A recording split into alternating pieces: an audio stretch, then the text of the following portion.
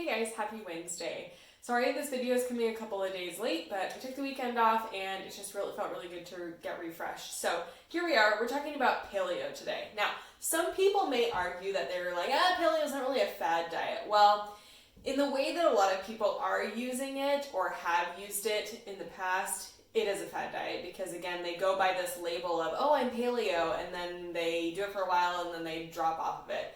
So it's anytime in my opinion that you are using a label to describe the way that you are eating is probably not necessary. So anyways, let's dive into it. What is the paleo diet? So paleo is this term that was created, I don't think by Mark Sisson, but he was the one essentially who brought it into the main media or into the mainstream arena. He is the guy who wrote this book called The Primal Blueprint, and it basically outlines and details the specifics around the paleo diet. Now, what that really means is that we're trying to mimic the diet that Paleolithic man would have eaten. So what does that look like? That looks like lots of fruits and vegetables, lots of starchy root vegetables, whole food sources as close to the source as possible from the earth, and then protein. And this excludes many of the things that Whole30 does, processed sugars, any sort of processed foods in general, things that you would not have been able to get proverbially that you would not have been able to get during Paleolithic times would not be like paleo approved. So it's super fruit and vegetable centric, and some fats and plant-based fats, and then animal meat, animal fats, but no any foods that would have come from modern day agriculture. So no modern grains, no legumes, no peanuts, because that's technically a legume, and no processed foods, no alcohol, nothing like that. And also, depending on who you talk to, some stricter forms of paleo would exclude all dairy, and then others don't. So it just depends on who you ask. But the issues that I have with paleo are that people are labeling themselves when in reality you can just adopt a way of eating that includes more whole fruits and vegetables. You don't necessarily need to give it a label. But then B, it also, because of our American culture that is super meat centric, people tend to use the paleo diet as an excuse to be low carb, or as an excuse to simply be super high protein, which is also not necessary. You can simply just eat higher quality sources of meat, and you can also incorporate more fruits and vegetables and not eat so many processed carbs. You don't necessarily need to label it something. The other issues that I have with it is that there is no such thing as the specific paleo diet. The whole concept is really kind of backwards, and to think that these different people groups across the globe were all eating the same thing, even though they were living in completely different locations with completely different resources during the Paleolithic era, is completely ridiculous. Science shows us that obviously, depending on where you live, you're going to be eating different things because there's different plants that grow in different parts of the world. This is obvious. So there was no one specific paleo diet. In addition to that, the foods that Paleolithic man were created before the advent of modern agriculture. So the vegetables, the fruits, all those things did not look anything like they do today.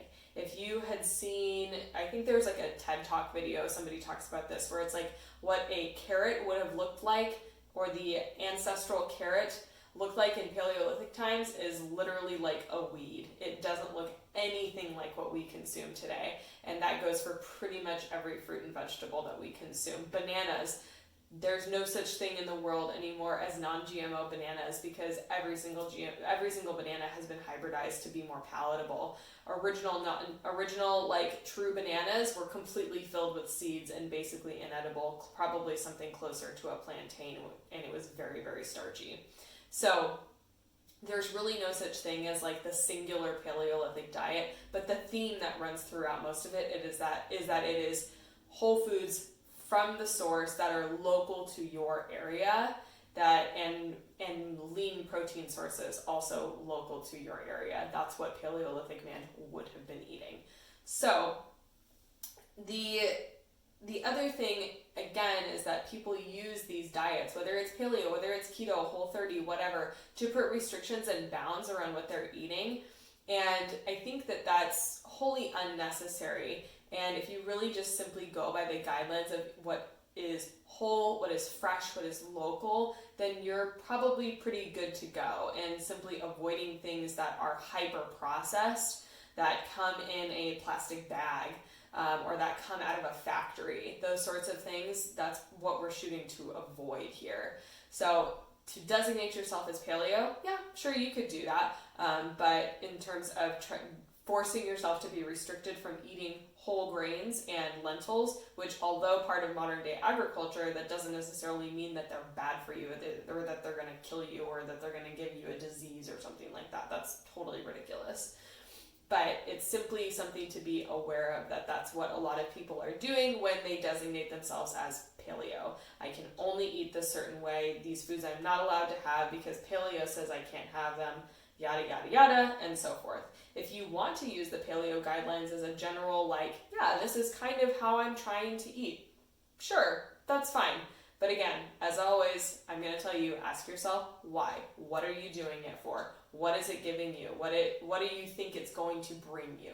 Those are always the questions that I ask, because it's nice to have this idea of wanting to eat healthy, but if you don't know why you're doing it or why you'd be cutting out certain food groups, then what are you doing? It is pretty obvious as to why we should reduce or eliminate processed foods from our diet, but it's not exactly obvious to me why someone would necessarily need to remove exclusively whole grains or beans and legumes from their diet unless there's a medical reason to, which unless you have celiac disease, there's not really a great reason to. So that being said, I think that's pretty much all I wanted to say about it today.